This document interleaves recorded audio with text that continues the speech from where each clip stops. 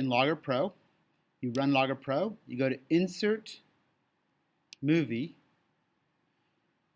and then you need to browse to where you downloaded the movie. So in my case, it's in a weird folder, but in your case, it's probably in your Downloads folder.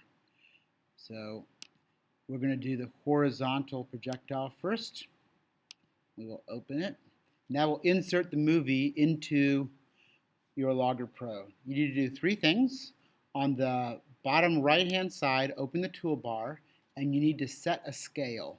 So the fourth tool down here is the set scale, and if you look carefully, there is a meter stick sitting on the ground down on the sideline. Drag a line along it and tell the computer that that distance is 1 meter. So you got to set your scale.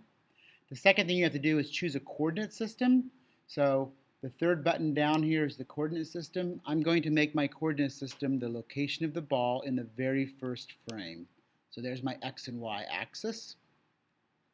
And then you need to collect your data. So you need to click on the ball in every frame. And so this will take a little bit of time, but you're going to click on the ball and try to use the center of the ball in every frame.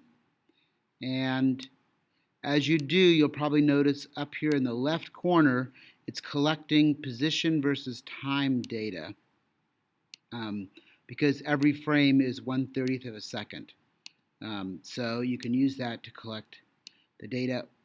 Keep tracking the ball as it goes through its motion. And then once it gets to the bottom, you'll be finished collecting data.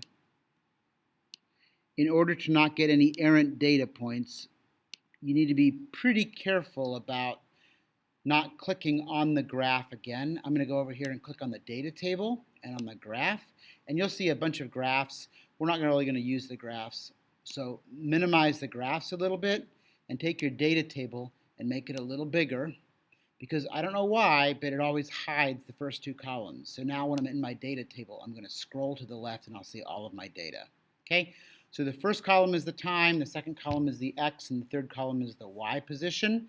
Those, they also calculate the velocity in the X and the velocity in the Y, very similar to the way we do, but you need to be careful. Their velocity initially is usually wrong, and the velocity at the end is usually wrong because there's no data point before that. So anyway, we're just going to copy this data. So highlight it, right-click and go to Copy. And then you can go to a spreadsheet and you can paste that, and then you can start making the requested graphs. Okay?